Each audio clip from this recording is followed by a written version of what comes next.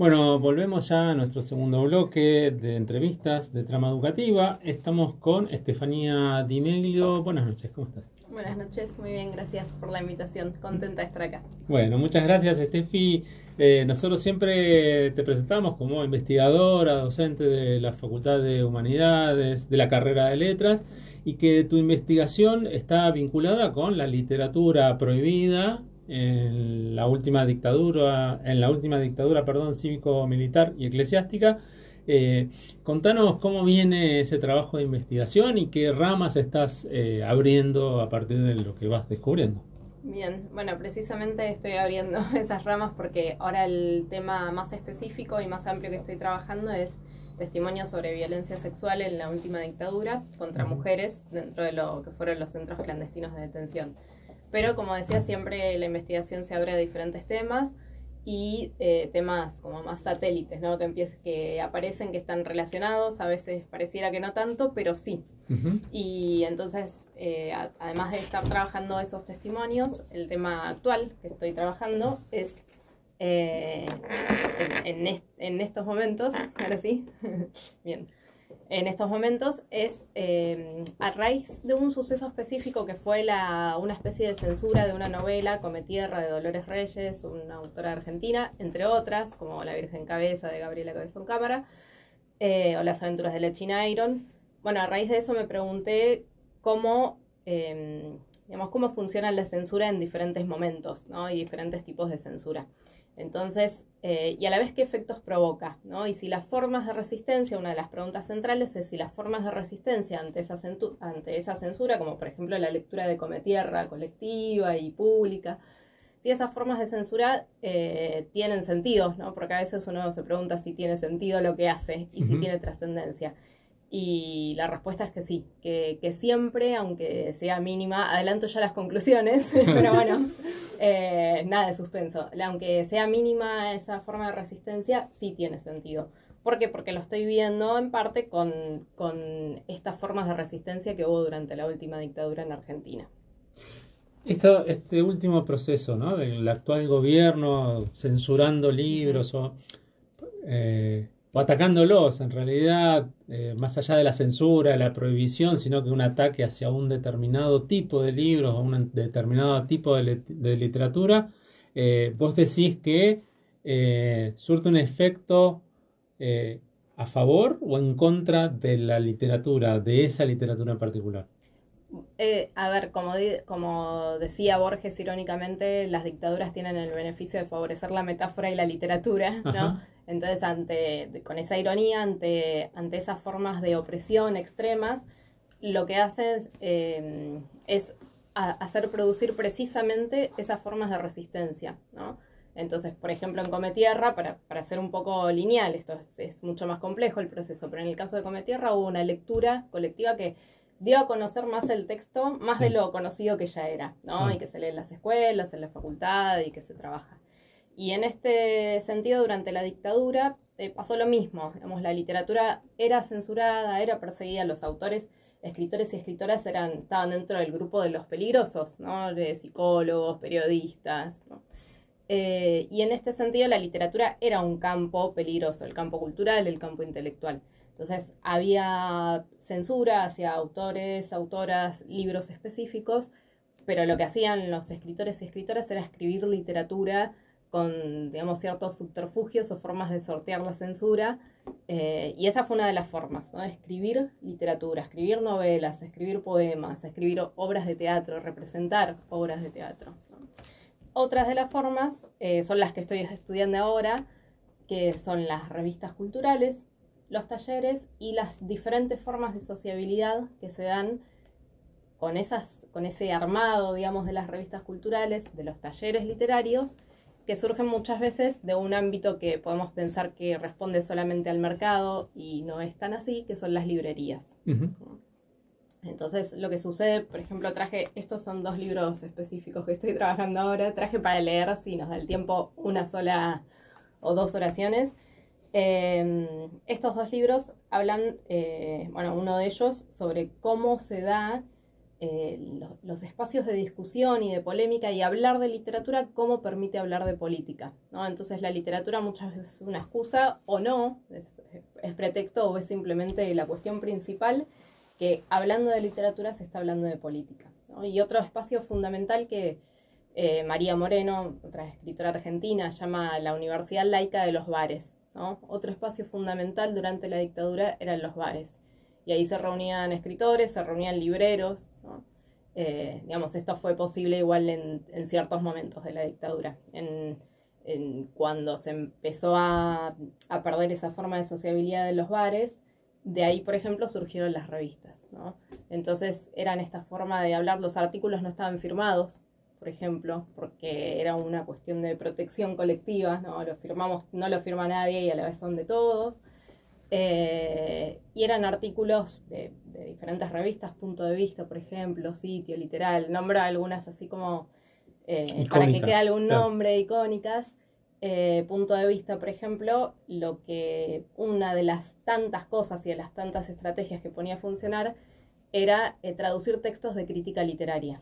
Entonces lo que no podía ingresar de otra manera al país o que no se podía dar en las clases en la universidad porque, bueno, en Mar del Plata la carrera fue cerrada, en Buenos Aires fue intervenida, en la UBA. Entonces lo que no se podía dar en la universidad se daba en otra de las formas de resistencia que hubo durante la dictadura, que se llamó la Universidad de las Catacumbas, o las universidades subterráneas, las clases subterráneas, que lo que se hacía era dar clases en el espacio privado, ¿no? En las casas. Siempre se habló, se tendió a que el espacio público de la polis, ¿no?, fuera el espacio de la política, mientras que el espacio de lo privado se vio despolitizado, ¿no? Es como una imagen errónea muchas veces, y lo que se demostró, entre otras cosas, con la Universidad de las Catacumbas fue eso. Bueno, los hogares también pueden funcionar como espacios de transmisión de conocimiento, de conservación de libros, de esos libros que no se pueden leer porque están prohibidos, porque están censurados, o que incluso no se podían publicar en Argentina, como un texto muy lindo que es En breve cárcel, de Silvia Molloy. Molloy vivía en España, quería publicar en Argentina como forma de resistencia, ¿no?, durante la dictadura, en el 81. Ninguna editorial se animó a publicarla, entonces ese libro entró clandestinamente o semiclandestinamente y circulaba con fotocopias y con el visto bueno de la autora, ¿no? Como ella dice, lo que más quería era que la gente leyera mi libro. A mí no me importaba en ese momento el mercado, las ventas, o quería que se publicara para que lo pudieran leer, pero si circulaba con fotocopias estaba cumpliendo su objetivo. Vos mencionabas el tema del mercado ahí en el medio de tu intervención o de lo que decías. Y actualmente las librerías están pasando por una crisis de mercado donde, bueno, el libro en formato papel no solo que es caro, sino también que está visto como que perjudica al ambiente, y al mismo tiempo se le pone impuestos para que, bueno, disminuyan las ganas de tener una librería. ¿Cómo ves esta relación entre el mercado y las librerías en la actualidad? Sí, totalmente vinculado bueno, digamos, el contexto de crisis económica que estamos pasando. Por un lado, totalmente vinculado a eso, pero por otro lado, totalmente vinculado con digamos, una estrategia intencional, ¿no? De que no es casual que históricamente las editoriales tengan esos impuestos elevadísimos, y no es casual, y menos ahora, ¿no? Entonces, no sé, vemos en las noticias que dice cerrará una icónica librería de Avenida de Mayo, ¿no? Sí. Y esas son noticias frecuentes. Entonces, no es casual que una de las formas y una de las industrias que se ve afectada sea la literaria, pertenezca a la cultura, pertenezca, o sea, la literaria y en realidad de todas las disciplinas, ¿no? Entonces creo que digamos, en ese sentido, esas condiciones materiales, ¿no?, están pensadas estratégicamente, ¿no?, como para bueno, no se va a fomentar, no es precisamente una de las industrias que se va a querer fomentar en estos momentos, ¿no? Pero en la época de la dictadura, por el, Sí, por el otro sí, lado, ¿no? En la época sí, de la dictadura había como esas salidas, salidas o entradas, ¿no? A espacios no tan públicos ujú, para compartir literatura, sí, para escribir sobre el contexto, por una mirada, si querés, ideológica de izquierda, pero también había una mirada ideológica de derecha que intentaba hacer el mainstream sí, de la noticia. eh, y ese correlato lo quiero llevar a la actualidad. ujú, Las redes sociales, ¿no? Como que se toman como ese espacio, esa trinchera para hablar bien o hablar mal de las medidas, de las políticas del actual gobierno nacional, que intenta parecerse mucho a la época de la dictadura o a los gobiernos de la dictadura. eh, y las redes sociales también están jugando ese juego de los dos discursos, eh, apoyando al gobierno, pero también de resistencia al gobierno. Eh, ¿Vos creés que por ahí va la literatura en el siglo XXI? sí, en parte sí, pero en parte creo que que por más que sea atacada la industria del libro Ujú. papel, va a seguir existiendo, porque si no se diluyó hasta ahora, ¿no? Que creo y elijo creer, Ah, bueno. hoy Hoy justo. puntualmente elijo creer que va a seguir existiendo, porque me parece que son formas, que son técnicas y son medios que se agregan a esas formas de escribir literatura. Hay muchos autores que estudian esto de, bueno, lo que escriben los autores, las autoras, escritores y escritoras en sus redes sociales muchas veces es como una literatura que está orbitando, está alrededor, o sea, no es ajeno a, es Claro. también una pregunta, ¿no? que se hacen. Y creo que la literatura pasa por ahí, así como las discusiones, así como las polémicas, pero que va a seguir existiendo, ¿no? Esto que por lo menos yo tanto quiero, que no es lo más sustentable, pero que bueno, que es el libro formato papel. Y a propósito de eso, me hiciste acordar a que durante la dictadura estaban quizás las posibilidades económicas al comienzo de la dictadura para la publicación, pero no estaba dado ese contexto ideológico e intelectual para publicar Ujú. libremente. Mientras que a la salida de la dictadura fue un poco al revés, ¿no? Estuvo esa apertura, pero que la crisis que dejó la dictadura y que acentuaron el periodo transicional y que acentuaron en gobiernos democráticos, hizo que la industria del libro se viera y se vea cada vez más afectada.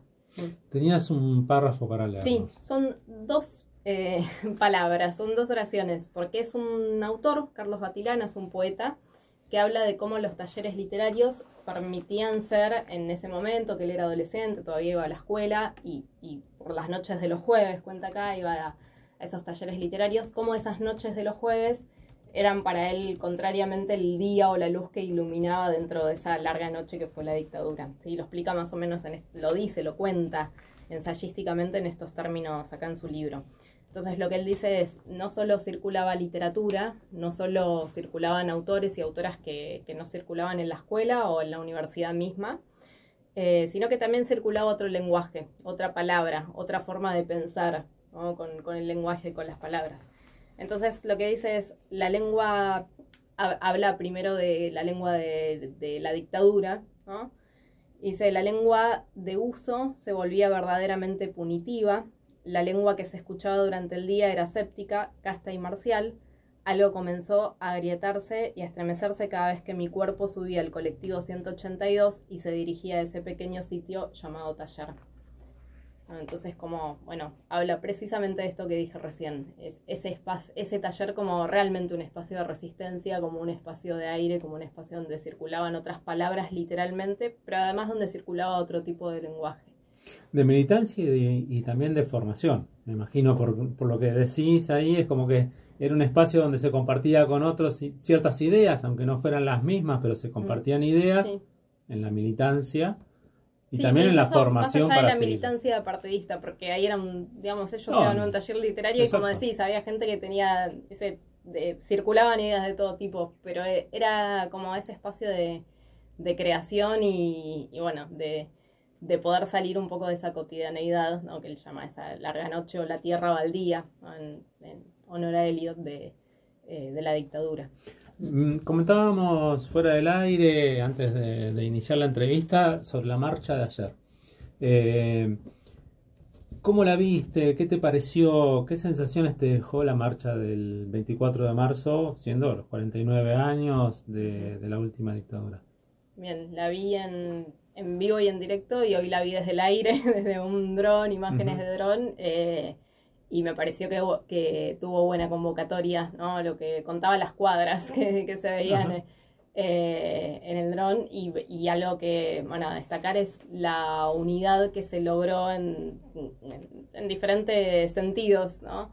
Después de tantos años, frente a, digamos, a discursos a los que hay que oponerse en conjunto, ¿no? O a los que hay que mostrar cierta, digamos, no digo anular toda diferencia, pero así a los que hay que mostrar cierto abroquelamiento, ¿no? Ante discursos negacionistas, frente a los videos, los discursos, las palabras, el lenguaje que difunden los gobiernos actuales de ultraderecha, no solo en Argentina, sino en el mundo en general, podemos pensar, ¿no? En esto que hay una autora que se llama Wendy Brown que dice, no sabemos qué es esto, porque no son exactamente nuevas dictaduras, es otra forma, es como una reversión, ¿no?